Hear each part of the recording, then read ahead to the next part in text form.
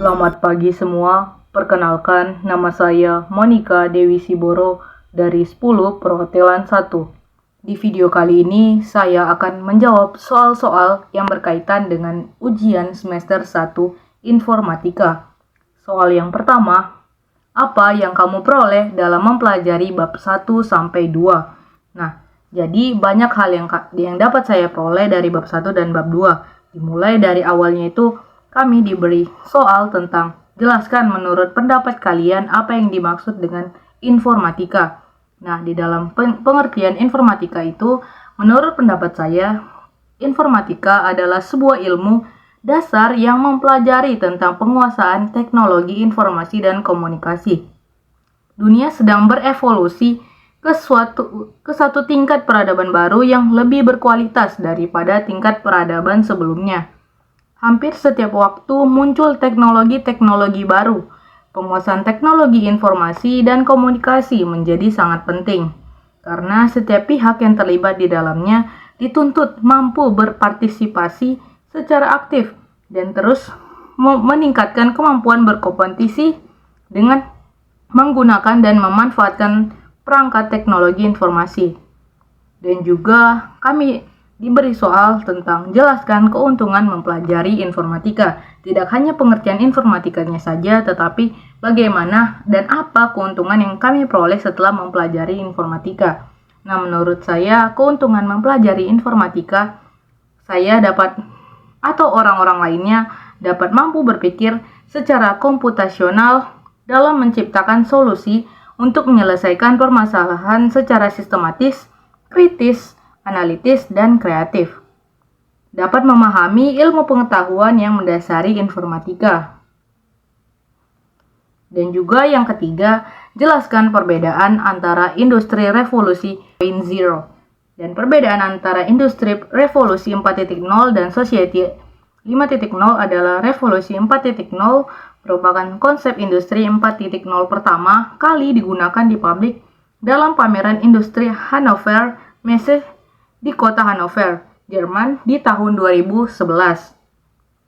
Dan juga selanjutnya kami diberi soal dan manfaat dari berpikir komputasional. Nah, berpikir komputasional merupakan proses berpikir yang dilakukan secara berurut, benar, dan sesuai dengan menggunakan langkah atau tahapan yang masuk akal dan logis, mudah dipahami dengan tujuan memecahkan masalah yang ada. Nah, ada juga nih manfaat berpikir komputasional. Jadi, manfaat berpikir komputasional yaitu memberikan kemudahan dalam proses pemecahan masalah yang ada dengan lebih mudah dan sederhana.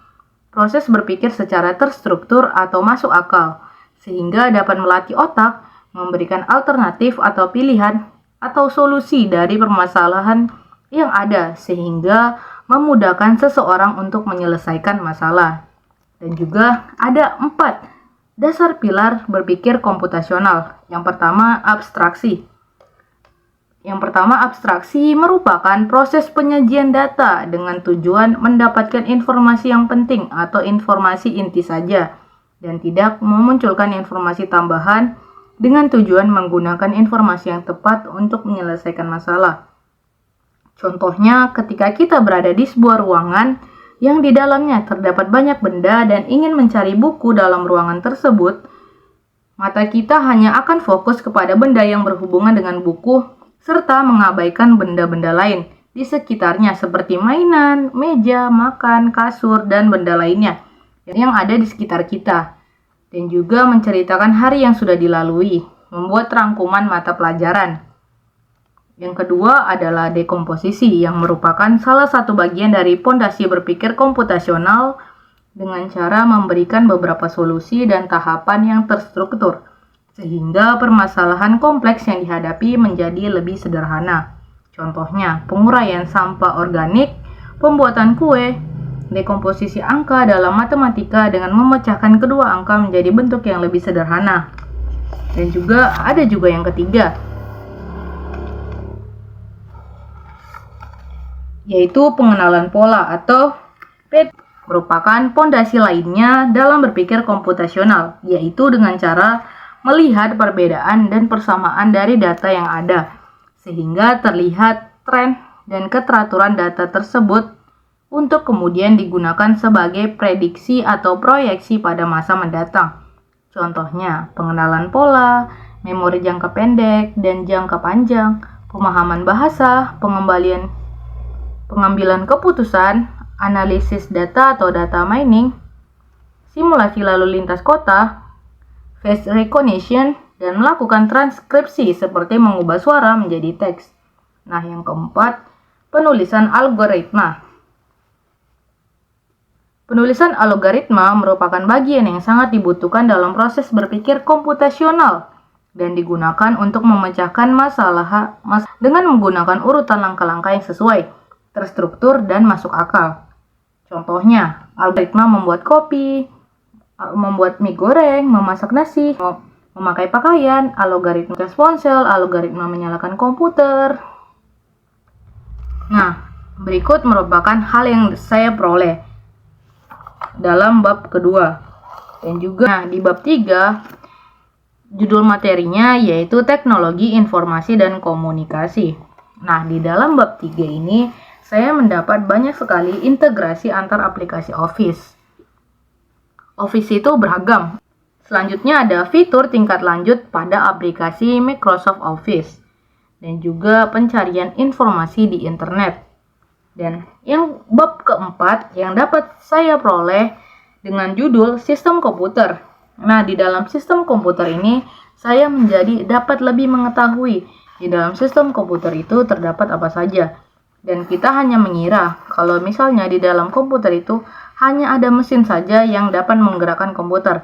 Ternyata di dalam komputer itu banyak terdapat jenis-jenis dan komponen lainnya yang sangat berpengaruh.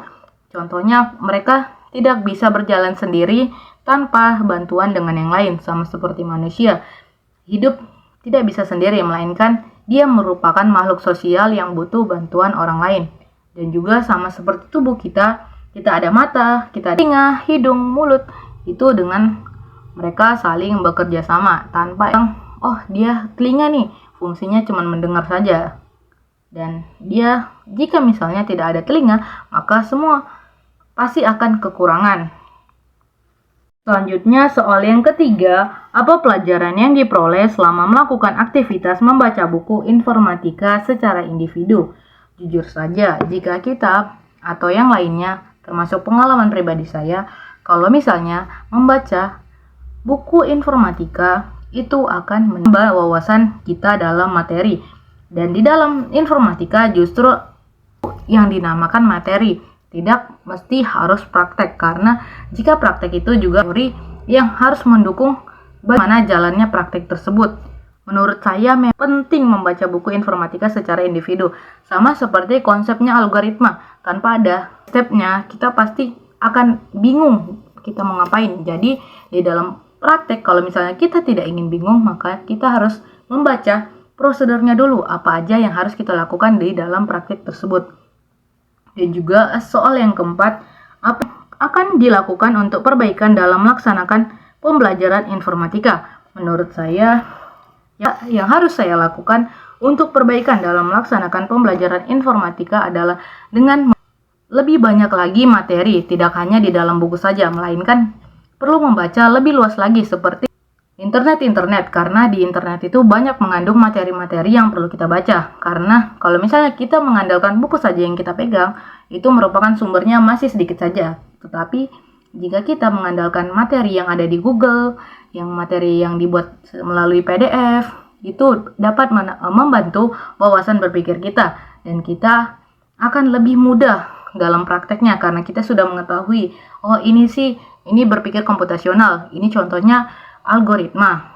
Nah, jadi banyak sekali hal yang saya pelajari dalam belajar informatika. Apalagi di era sekarang merupakan era yang sangat membutuhkan teknologi yang maju. Apalagi sudah banyak berkembang teknologi yang harus dimanfaatkan secara bijak, terutama contohnya smartphone. Tanpa melakukan pelajaran tentang smartphone, maka generasi yang mendatang akan rusak begitu saja karena kita sendiri.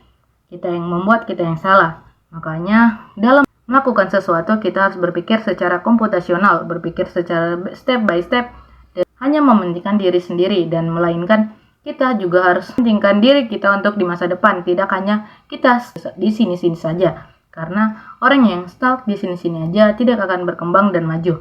Dan segitu saja ya video dari saya tentang hal yang dapat saya pelajari dalam pembelajaran informatika semester 1 ini. Saya Monica Dewi Siboro mengundurkan diri. Selamat pagi.